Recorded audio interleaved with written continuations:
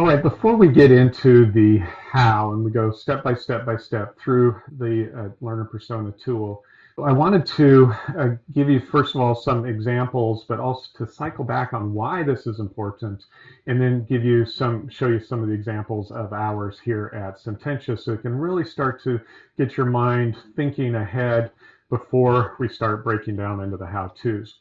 So let's go back to self-hugging. If you remember, this becomes important because not only do we think everybody should be like us, but that they are like us. And what happens is that Debbie Diet Coke and I are very, very different. That's why I've used her as an example for so many years. And I've fleshed her out from the original that was shared with me. When you look at these folks, they're very, very different people. You can see Debbie over there. Debbie does things very differently. Things that are important to her are not necessarily important to the guy on the right. The guy on the right has a very different life. He didn't have children. Not that he had a big choice in the matter, but he didn't have children. He's made different decisions than Debbie and so on. So throughout the rest of the course, we get into the how-tos. I'll go back and forth between these two characters on the screen. So yes, it's an older picture of me, and we're going to use that as a persona, and specifically how I was back in the marketing days and so on, so that you'll, I guess, get to know me a little bit better, know why I'm as weird as I am. Now, like I said, ideally we would have one persona for our programs. And if it's a quick, short, one-off program that you're doing, you can do that and do it easily. I only have one persona for this course, for instance. It's short. It's a one-off. I don't need to be worrying about all sorts of different folks coming in here. The pathway in to this course is very deliberate and so on. So I only needed one persona, but if for longer programs or programs that go over time, you need more. So for instance, let's start with show you ours. Our first one was Irene, and we learned some things about personas, and I'll share that with you a little later when it comes to Irene. But when Irene was our first persona, now all of our learners aren't women. People going through our gamification certification process aren't women. Turns out a lot of them are. So one of the first lessons to really understand here is when it comes to demographics, which we'll get to shortly, is the gender, race, skin color, and so on really don't matter. It's what's in our head that matters. And it could, I mean, if it's certain, I suppose it could matter, especially if it was sexual harassment course or something like that. It really does matter if you're a man or a woman. But for us, to identify with the persona, probably need a gender, right? So that's what we, and like I said, most of our population, folks going through our programs, are female. So they've been doing things a certain way. Now there's this new idea, this new concept of gamification. There's some resistance to it. It's new. It's not what they've learned in the past, but they're interested and they want to get involved. But it took a fair amount of explanation because they weren't necessarily gamers. They might like to play basic games like parlor games or something like that, but not really hardcore gamers. So it was important to focus on them, bring them from this stage to this stage in the process. So more seasoned, more mid-career, and so we didn't have to worry about understanding certain methods, teaching methods. They understood activities, they understood engagement and best practices. We could just focus on gamification. Then we started to notice a new population coming through our programs. This is a few years ago. So representing here as Brad, and again, mostly males. We got some folks coming in who had a gaming background.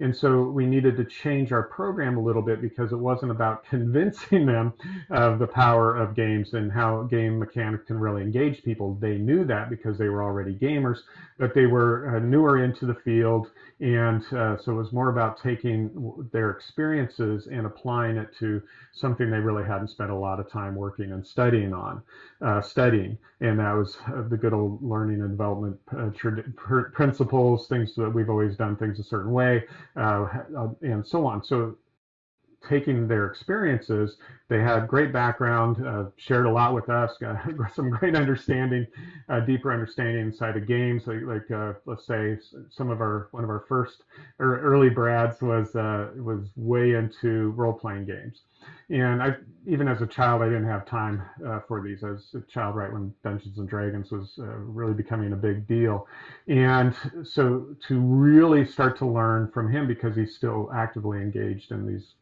games that go on for months, it seems like. But the point is that Brad is very, very different than Irene. Then just recently, this is our most recent, maybe a year as I'm filming this, so certainly longer than a year by the time you see this.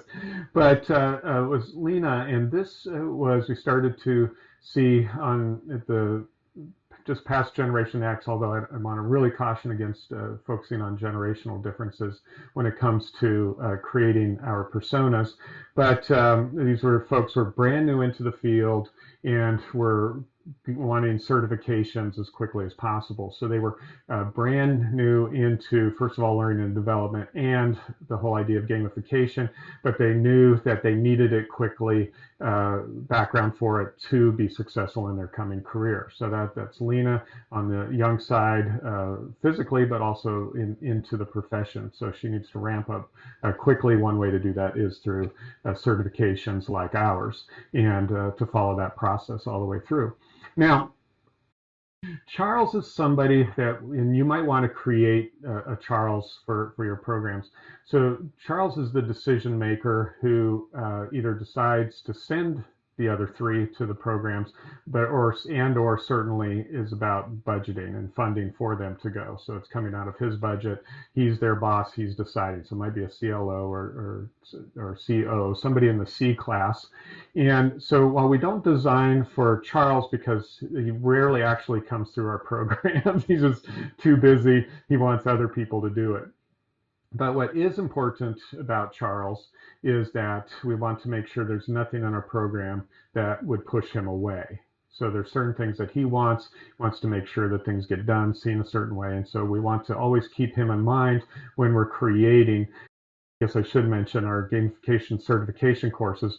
The first one is 6 contact hours, second one is 12, and the third one is a retreat. It's a 3-day mastermind intensive design sprint type process, and then it's 90 days of coaching after that to take a program all the way through to implementation.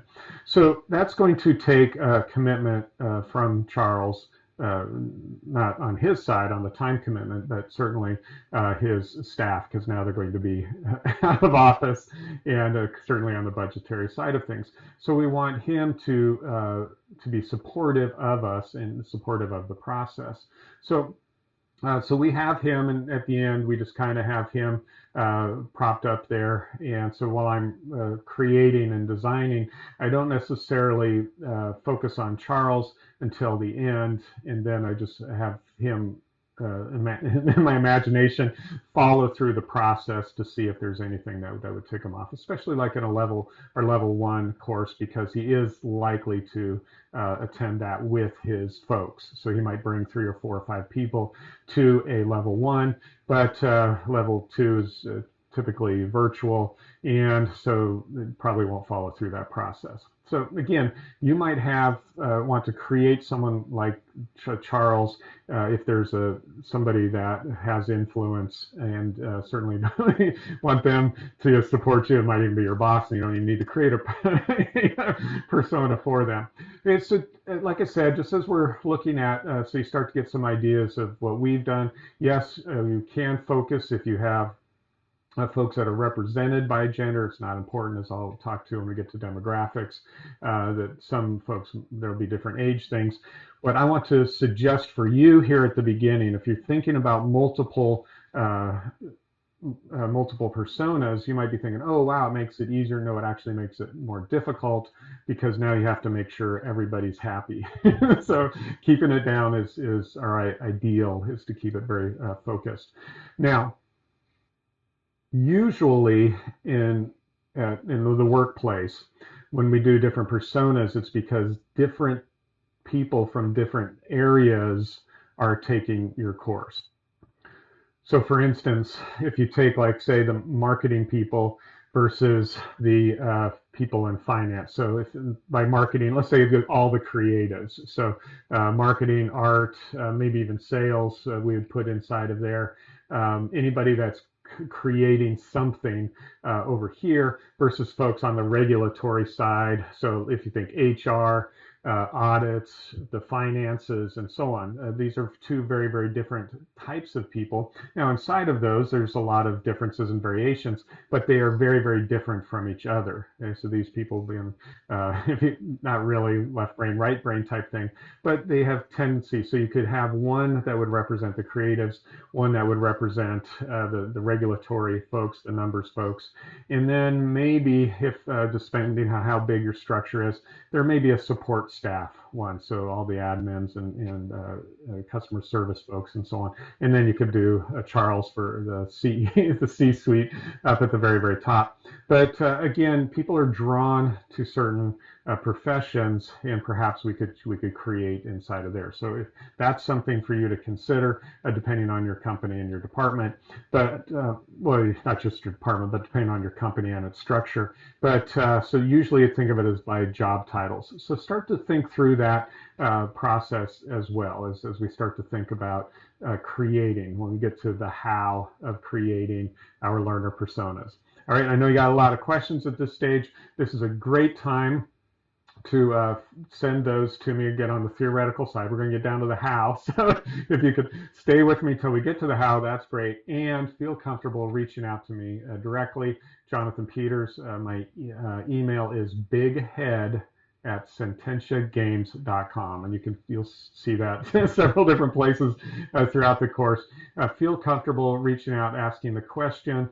Just give me a little background of where you are. Make sure you mention this course. Lots of folks pop ideas to me, and so I want to make sure you give me a little context about what we're looking at, so then I could say, hey, wait until module whatever, and then we'll get to that, or then I'll also say, ooh, maybe I better reshoot that one segment so that we can get that question answered. So appreciate the feedback, like I said, on both sides. And how you'll notice this is if I have changed my my attire since during up to this point, then you know that it was from some sort of feedback that came in, and I said, wow, let's reshoot that segment. Because I shot all the first segments in one setting. So I'm about to quit here, getting tired, need to do some editing. Hopefully everything was working so that we don't have to reshoot any of this. But I put the shirt on at the beginning of the shoot, and now we're wrapping things up here before we get to the how. So like I said, that's how you know that it's changed, is if you've seen something. But again, in all seriousness, feel comfortable reaching out directly to me via email and with your questions or feedback up at this point. All right, and so I think we're ready to start into the how. See you on the next segment.